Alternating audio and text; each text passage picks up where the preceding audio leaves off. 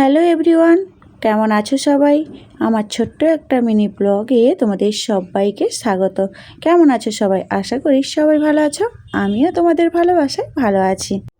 আজকে আমরা যাচ্ছি কেরালা ত্রিবান্দ্রমে অবস্থিত চঙ্গল নামে 111 ফুট উচ্চতা শিবলিঙ্গের দর্শন করতে। সাথে তোমাদেরকেও নিয়ে যাই, চলো বেশি দেরি না করে যাওয়া যাক। আর হ্যাঁ, পুরো ভিডিওটা দেখতে থাকো, সাথে থাকো। এটা অবশ্যই জায়গাটা তোমাদের খুব সুন্দর লাগবে। তো এখন আমরা হাইওয়ে পেরিয়ে এখন ওই চঙ্গল নামে গ্রামের ওই জায়গাটাতে আমরা যাচ্ছি। আর সাইডে রয়েছে যত রাবারের গাছ, আর এই রাবার গাছ কেটে কিন্তু রাবার তৈরি হয়। এই সাইডে কিন্তু চারিদিকেই আছে রাবারের গাছ। যেহেতু জঙ্গলের মাঝেই শিবলিঙ্গটা অবস্থিত, তো চলো যাওয়া যাক। তো ফাইনালি আমরা পৌঁছে গেছি। তো এই দিক দিয়ে যাওয়া যাবে না, এই পথ দিয়ে ঘুরে যেতে হবে, কারণ এদিক দিয়ে পুলিশ যেতে দেবে না। সামনের গেট দিয়ে ঘুরে যেতে হবে। আর এই সাইডে রয়েছে গাড়ির পার্কিং।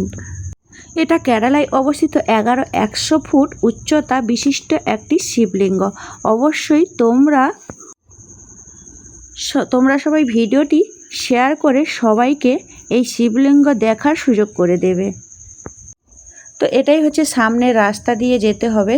দু সাইডে রয়েছে দোকান, আর সামনে রয়েছে একটা ষাঁড় গরু আছে, আর দুই সাইডে আছে দুটো হাতি। আর এখানে পুজো করার সময় এইভাবে কিন্তু প্রদীপ দিয়ে মালা পরিয়ে দিয়েছিল। আর এইখানে আমরা যেদিন গেছিলাম পোঙ্গল ছিল, সেদিনে এইখানে কিন্তু 3টে আখ লাগিয়ে তারপরে কিন্তু ওই মাঝখানে যে ইঁট রেখেছে 3টা, ওর মধ্যে নতুন মাটির হাঁড়িতে চাল দিয়ে কিন্তু পায়েস করেছিল।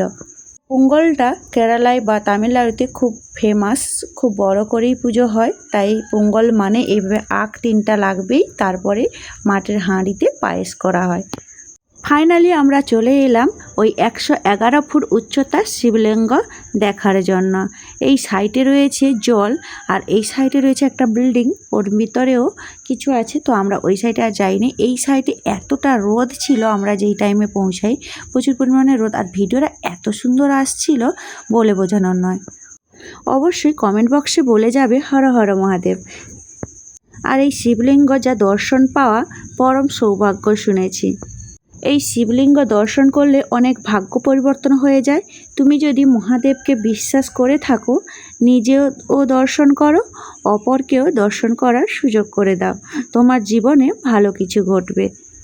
তো এই 111 ফুট উচ্চতা শিবলিঙ্গর ভেতরে যাওয়ার জন্য এটা হচ্ছে টিকিট কাউন্টার। এইখানে টিকিট কাটতে হবে প্রথমে, কিন্তু ফোন অ্যালাউ নেই ওর ভেতরে। ফোনটাকে তোমাকে এই টিকিট কাউন্টারে জমা দিয়ে দিতে হবে, ফোন, ব্যাগ, জলের বোতল।